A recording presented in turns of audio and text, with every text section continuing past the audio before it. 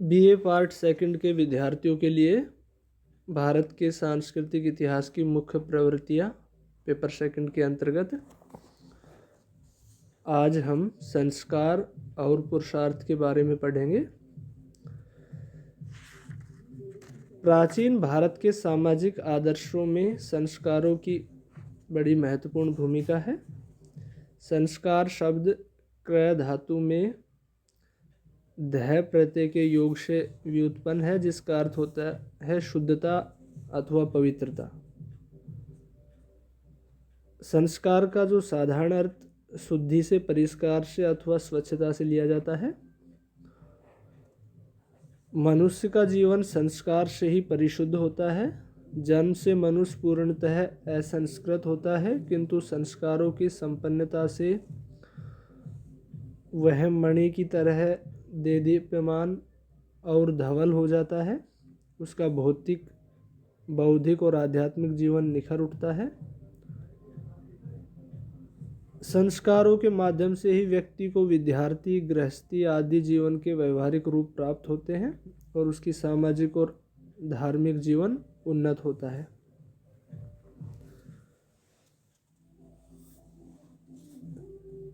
अधिकांश धर्मशास्त्र जो है या अधिकांश जो धर्मशास्त्रकार हैं वो संस्कारों की संख्या 16 मानते हैं। तो हम इनको क्रमशः देखते हैं। इन 16 में पहला है गर्भाधान। यह प्रथम संस्कार है और गर्भधारण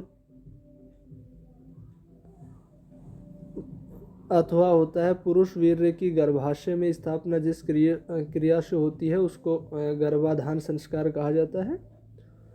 गौतम और बोधायन जैसे व्यवस्थाकारों ने गर्भाधान के पूर्व दंपत्ति के लिए उचित काल और आवश्यक धार्मिक कर्मों का उल्लेख किया है।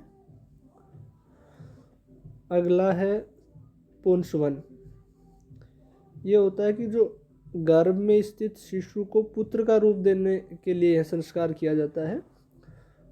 अर्थात जो है इस संस्कार का उद्देश्य पुत्र प्राप्ति है। और इसे कब किया जाए इस विषय पर व्यवस्थाकारों में मतभेद है। कुछ व्यवस्थाकारों के अनुसार यह है गर्भाधान के दूसरे या तीसरे माह में करना चाहिए, कुछ इसको छठे माह में करने की बात कहते हैं। इसमें जो है देवताओं की स्तुति कर उनसे पुत्र प्राप्ति की याचना की जाती है। अगला संस्कार है सीमांतोन्नयन संस्कार। सीमांतोन्नयन संस्कार में जो है इसका उद्देश्य जो होता है गर्भवती स्त्री को अमंगलकारी शक्तियों से बचाना है।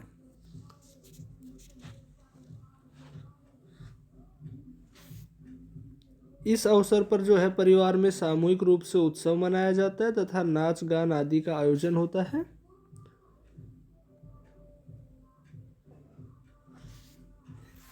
अगला संस्कार है जात कर्म। यह संस्कार जो है पुत्र उत्पन्न होते ही तुरंत कर देना चाहिए।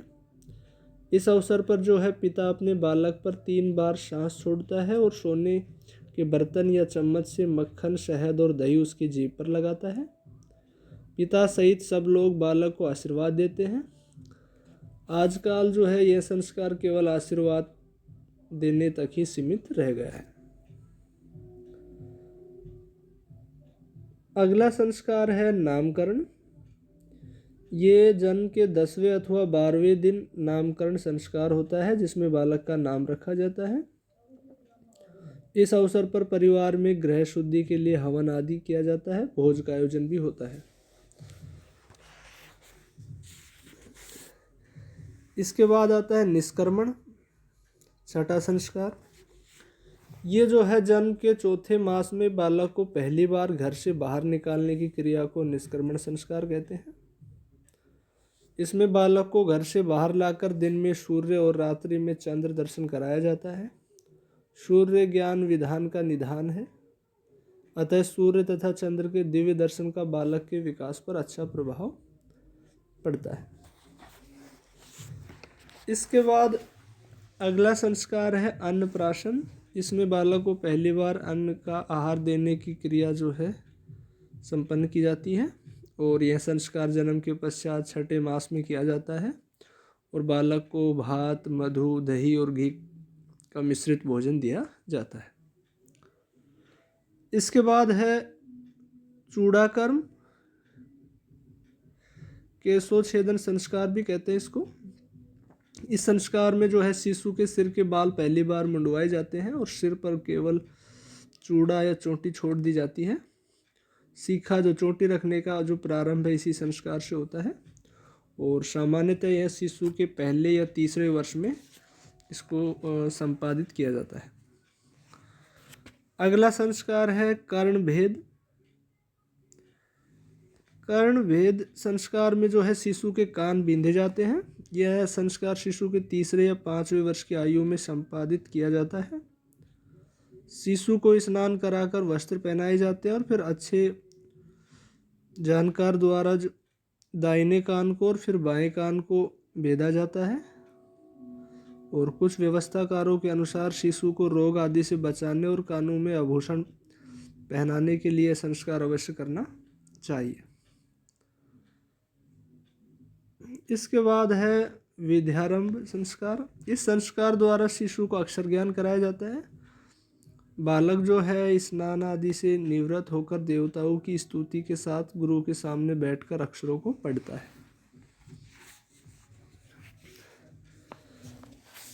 अगला संस्कार है उपनयन।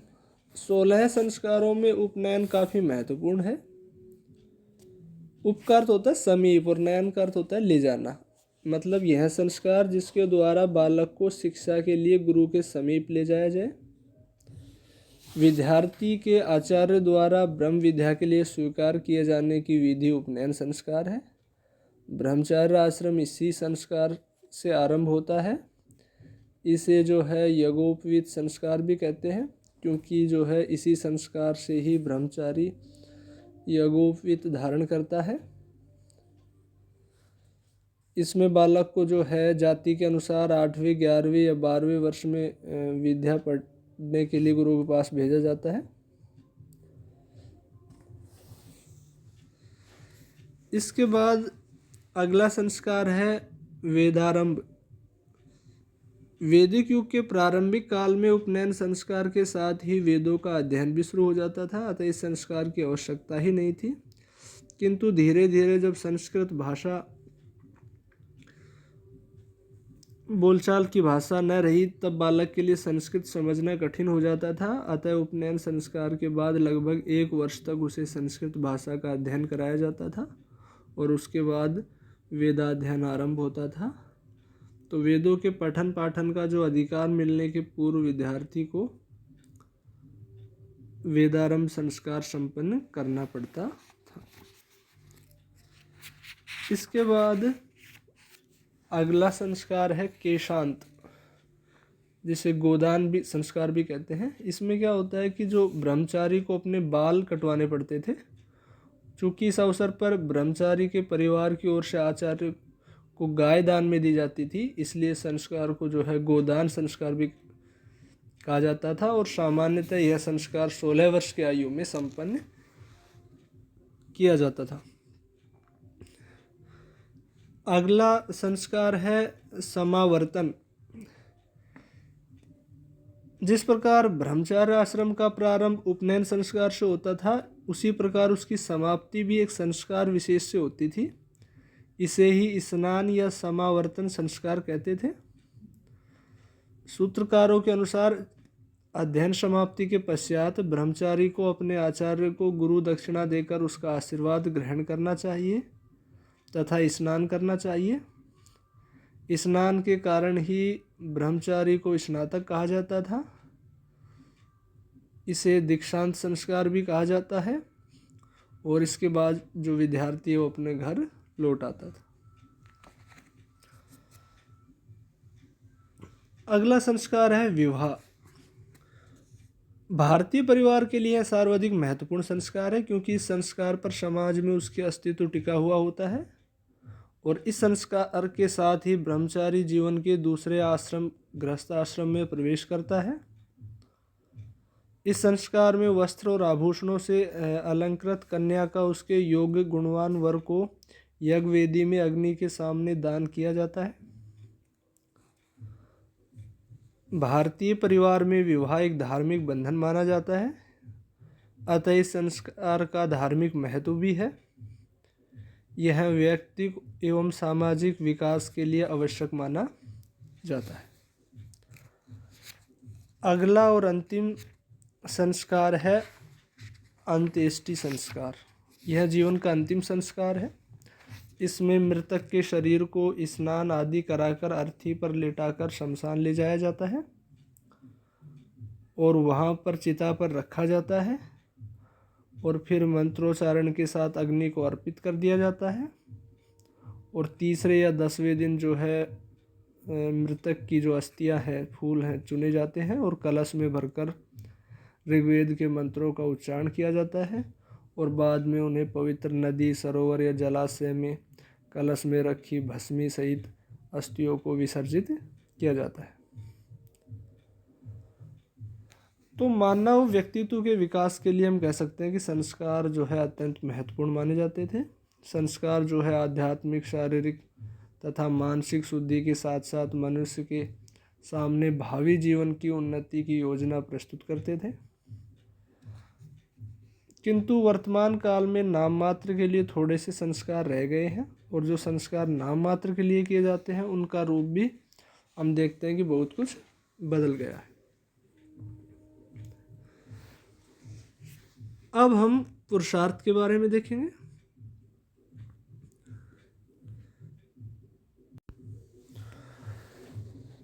मनुष्य का सर्वांगीण विकास पुरुषार्थ के माध्यम से ही होता है। पुरुषार्थ मनुष्य का वह आधार है जिसके अनुगमन से वह अपना जीवन जीता है और विभिन्न कर्तव्यों का पालन करता है।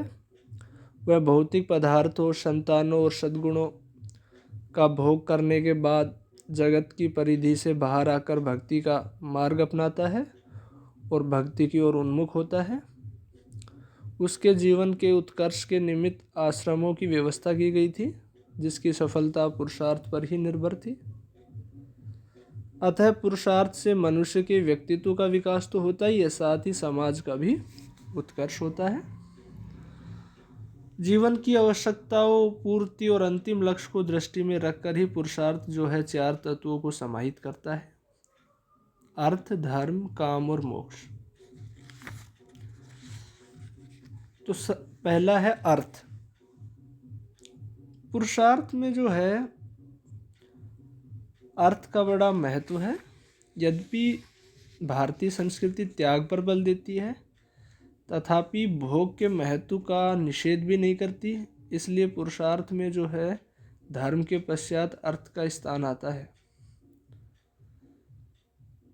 वैदिक स्तुतियों में भी अर्थ की कामना की गई है। अर्थ से तात्पर्य है कि उन समस्त भौतिक वस्तुओं से है जो व्यक्तिक, पारिवारिक तथा धार्मिक कार्यों की पूर्ति में सहायक तथा आवश्यक होते हैं। अर्थ से संबंधित 4 मान्यताएं देखने को मिलती है कि एक संचय, एक उपार्जन, एक उपभोग और एक वितरण। अर्थ जो शब्द है वो धन, संपत्ति या मुद्रा का पर्यायवाची ही नहीं है। यह भौतिक सुखों की समस्त आवश्यकताओं तथा साधनों का द्योतक है।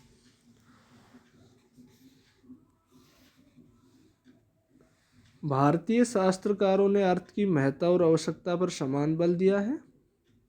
महाभारत में कहा गया है कि अर्थ उच्चतम धर्म है। समस्त धार्मिक कार्यों में धन की आवश्यकता होती है।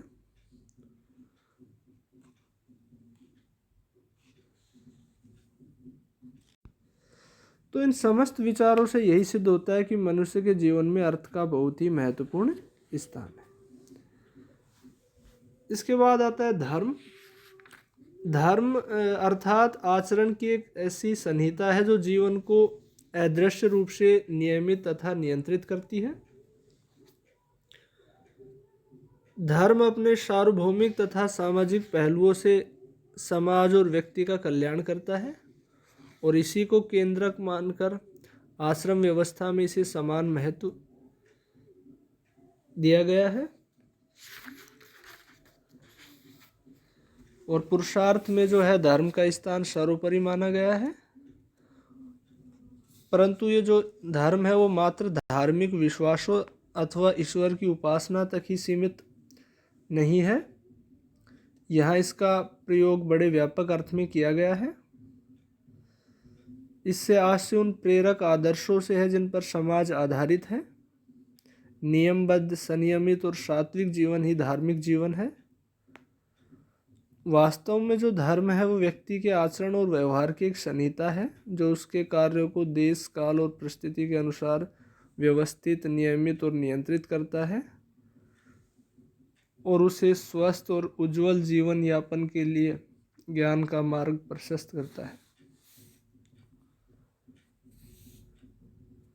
धर्म के 3 मूल कार्य बताए गए हैं: नियंत्रण, व्यक्तित्व का उत्थान और जीवन के अंतिम लक्ष्य मोक्ष के लिए व्यक्ति को तैयार करना।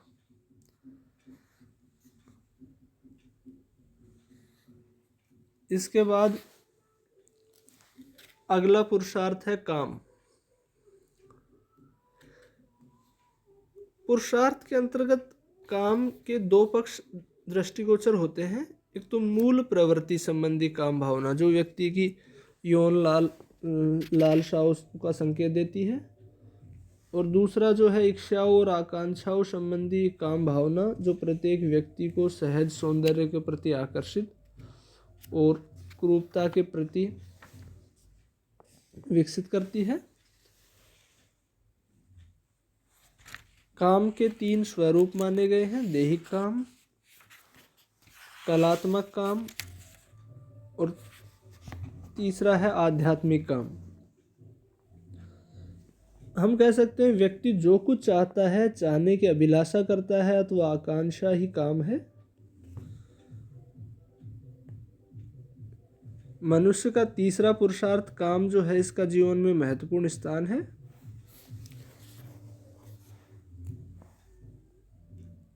मनुष्य जीवन का उत्थान पुरुषार्थों के साथ ही होता है, साथ ही काम के अनुराग से ही होता है।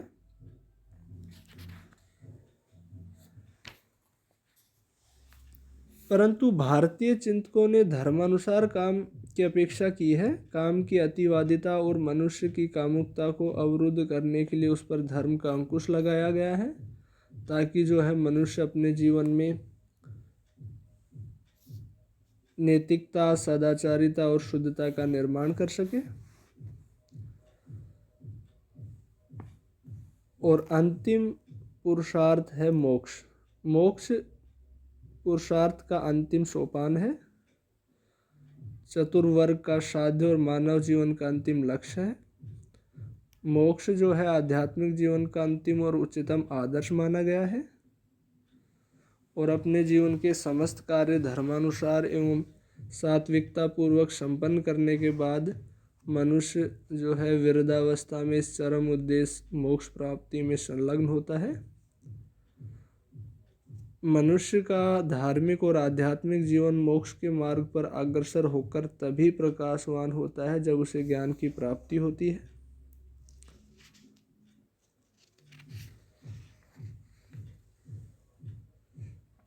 साधारणतः जो है मोक्ष का अर्थ जीवन से मुक्ति प्राप्त करने से लिया जाता है, किंतु वास्तव में मोक्ष का अर्थ है आत्मा की मुक्ति। मनुष्य का जो अंतिम उद्देश्य है वो मोक्ष प्राप्त करना होता है और मोक्ष की प्राप्ति उसे उसी स्थिति में हो सकती है जब उसमें सात्विकता का विकास होता है। इसलिए जो है मोक्ष प्राप्ति के 3 मुख्य आधार माने गए हैं: कर्म, ज्ञान और भक्ति। मनुष्य जब कर्म मार्ग को अपनाकर मोक्ष के लिए प्रयत्नशील होता है तब वह कर्म प्रधान मार्ग के माध्यम से मोक्ष प्राप्त करना चाहता है।